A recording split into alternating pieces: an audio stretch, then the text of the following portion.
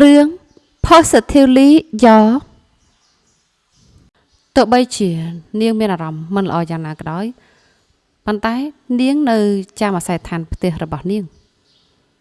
មែនទេខ្ញុំកំ pl លេងជាមួយនាងទេសំណើដែលខ្ញុំបានធ្វើនៅព្រឹកនេះតើនាងបានយកទៅគិតមើលដែរទេខ្ញុំមិនចង់រៀបការជាមួយលោកទេលោកប្រធានឈ្មោះរបស់ខ្ញុំគឺកាំងដូចជិនថាម៉េច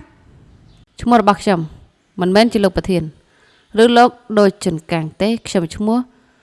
ដូចជិនកាំងខ្ញុំដឹងលោកនិយាយរាល់ពេលដែលយើងជួបគ្នាស្រាប់ហើយតើឈ្មោះនោះសំខាន់សម្រាប់លោកណាស់មែនទេហ្នឹងហើយនាងហៅខ្ញុំថាដូចជិលកាលពីរសៀលនេះអញ្ចឹងហើយខ្ញុំគ្រាន់តែរំលឹកប្រាប់នាងតែប៉ុណ្ណោះដូចជិលនោះមិនមែនជាឈ្មោះរបស់លោកទេអញ្ចឹងជាឈ្មោះរបស់ណាគេឈ្មោះហៅក្រៅរបស់កូនខ្ញុំថាម៉េចឈប់សិននាងដាក់ឈ្មោះកូនដោយខ្លួនឯងមិនពិភាក្សាជាមួយខ្ញុំអញ្ចឹងវាគឺជាកូនរបស់ខ្ញុំទេពាក់កណ្ដាលនោះបានមកពីខ្ញុំចូលរួមធ្វើតើខ្ញុំត្រូវប្រាប់នាងប្រមាណដងទៀតថានាងគិតខុសហើយនាងមានផុសតាងផុសតាងដែលថាខ្ញុំមិនមែនជាឪពុករបស់ក្មេងនោះហេតុអីបានជាលោកធ្វើអញ្ចឹងខ្ញុំក៏បងប្រាប់លោកថាលោកមិនមែនជាឪពុកទេខ្ញុំពិបាកជឿនាងណាខ្ញុំមិនប្រកាសថាហេតុអីបានជានាងធ្វើបែបនេះប៉ុន្តែបើនាងចង់ឲ្យខ្ញុំជឿនោះនាងឆាប់បង្ហាញមកបង្ហាញមុខអ្នកដែលនាងចង់រៀបការជាមួយ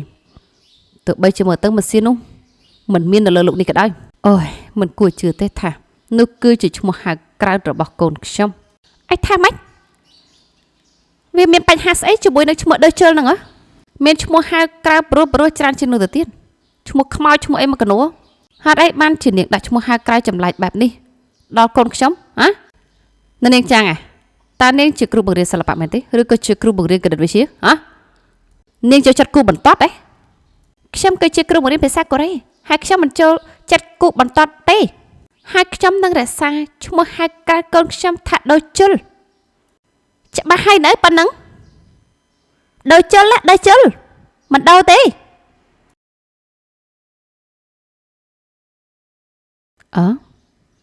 ខ្ញុំចង់ជឿទេ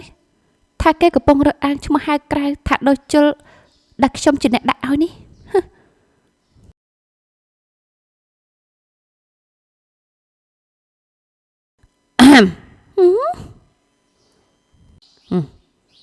មិនអីទេអញ្ចឹង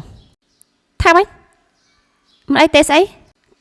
ការប៉ັດទៅខ្ញុំមិនសប្បាយចិត្តទេជាមួយនឹងឈ្មោះដូចជុលដូចចាំងស្អីនោះប៉ុន្តែដោយសារតែនោះជាអ្វីដែលនាងចង់បានខ្ញុំអនុញ្ញាតឲ្យហើយឈ្មោះដូចជុលជាឈ្មោះហៅក្រៅរបស់កូនយើង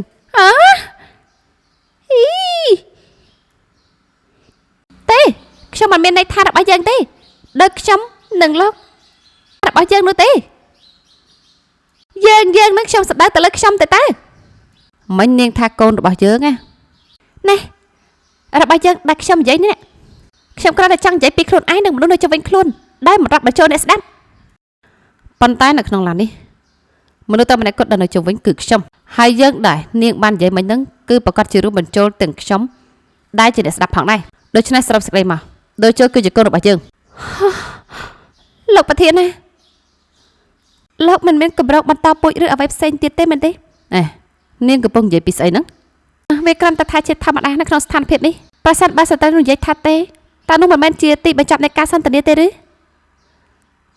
ខ្ញុំកំពុងប្រាប់លោកឥឡូវនេះថាខ្ញុំនឹងមិនធ្វើឲ្យលោកពិបាកទេ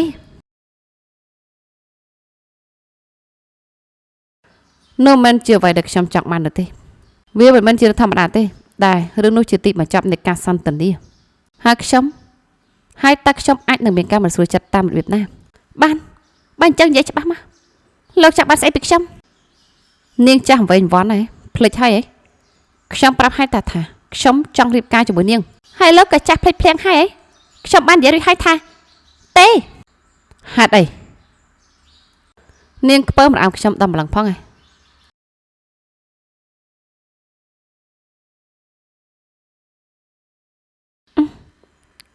ពើម្រាមគេហ៎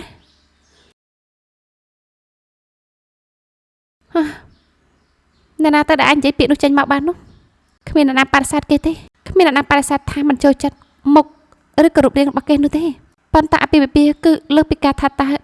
យើងចូលចិត្តនរណាម្នាក់ឬអត់ដូចគ្នានឹងពេលដែលយើងជួបគ្នាលើកដំបូង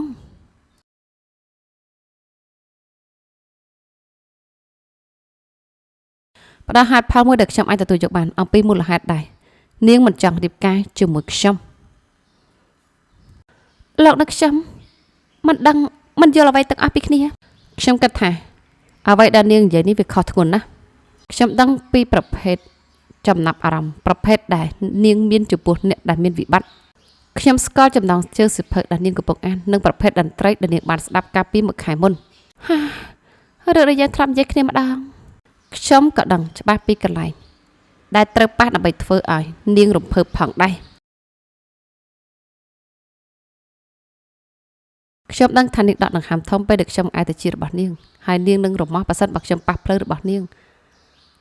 គ្រប់គ្រាន់ហើយតើលោកឯងរំលងអាចផ្នែកឥតប្រយោជន៍អស់នឹងបានទេ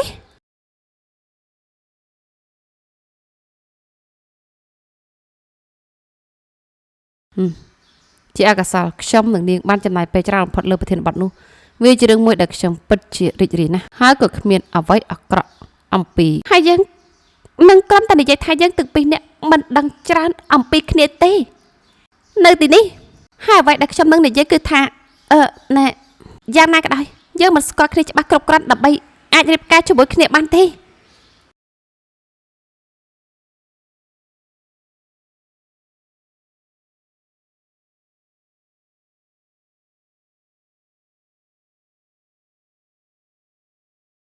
យើងអាចធ្វើការស្គាល់គ្នាហើយនាងដឹងទេថាយើងចោះសម្រងគ្នាយ៉ាងល្អលើប្រធានបទជាក់លាក់មួយនោះយើងអាចចាប់ផ្ដើមធ្វើវាពីកន្លែងនោះបានទេយើងមិនអាចទេអាពាហ៍ពិពាហ៍គឺគ្រួសារមួយគូจะចាប់ផ្ដើមពីសេចក្តីស្រឡាញ់លោក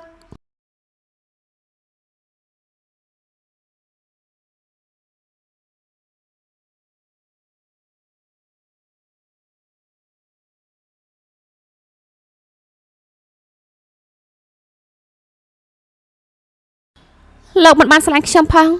ហើយខ្ញុំក៏មិនបានស្រឡាញ់លោកទេ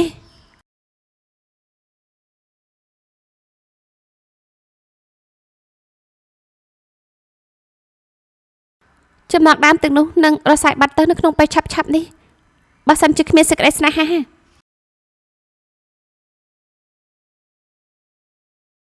អញ្ចឹងយើងចាប់ផ្ដើមវាពីឥឡូវទៅថាម៉េច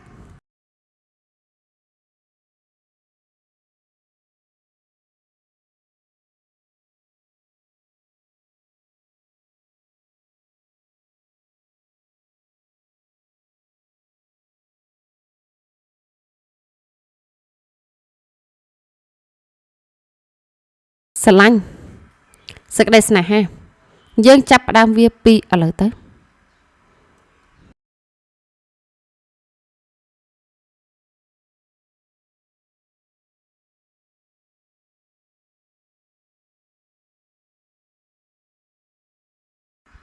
ថាម៉េចចង់សប្តាហ៍នេះនាងទំនេរទេស្អែកនេះទំនេរទេ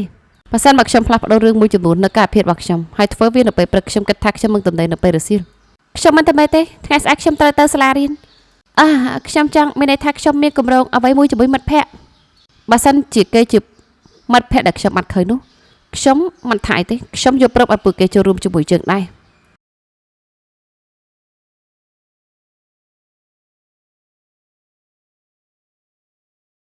យើងបានចំណាយពេលមួយយប់ជាមួយគ្នារួចហើយខ្ញុំក៏បានស្នើសុំរៀបការរួចហើយដែរយើងធ្វើរឿងនេះដោយមិនប្រក្រតីទេប៉ុន្តែសូមចាប់ផ្ដើមជាមួយនឹងការណាត់ជួបគ្នាជាមុនសិន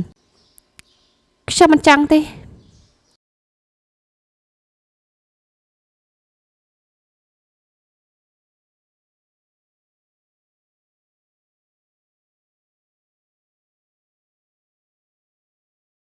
នាងពិតជាគ្មានភាពទទួលខុសត្រូវមែនខ្ញុំមិនទទួលការណាត់ជាមួយលោកតើនោះមិនមែនជារឿងដែលខ្ញុំមិនទទួលខុសត្រូវយ៉ាងម៉េច បើសិនបើជាយើងមិនមានដូចជិលរវាងពួកយើងទេខ្ញុំប្រហែលជាទទួលយកថាវាក្រាន់តែជាអារម្មណ៍របស់នាងតែប៉ុណ្ណោះទោះជាយ៉ាងណាក៏ដោយឥឡូវនេះពាក្យសម្ដីរបស់នាងក្រាន់តែធ្វើវាស្ដាប់ទៅដូចជានាងមិនចង់ខិតខំប្រឹងប្រែងអ្វីទាំងអស់ខ្ញុំចង់ឲ្យដូចជិលរបស់យើងបានទទួលសេចក្តីស្រឡាញ់ពីឪពុកម្ដាយទាំងពីរហើយធំឡើងក្នុងគ្រួសារដ៏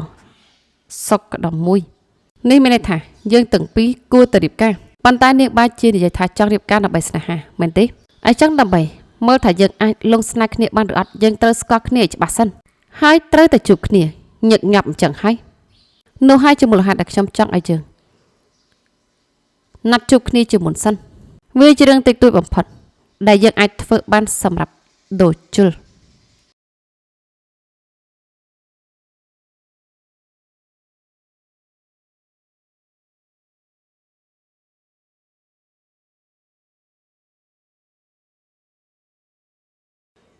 ដូច្នេះហើយ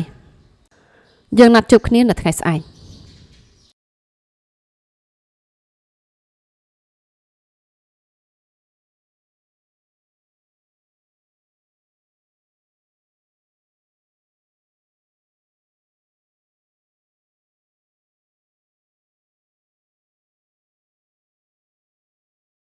ហើយគេនិយាយនឹងវាសិតតែជារឿងត្រឹមត្រូវហើយ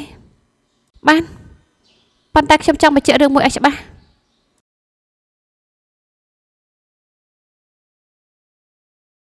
គ្រាន់តែដោយសារខ្ញុំយកព្រមតែណាត់ជួបជាមួយលោកមិនមានន័យថាខ្ញុំទទួលយកសំណើរៀបការរបស់លោកទេ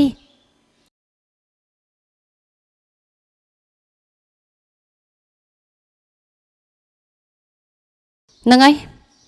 គ្រប់គ្រាន់ហើយសម្រាប់ការចាប់ផ្ដើមនៅពេលនេះ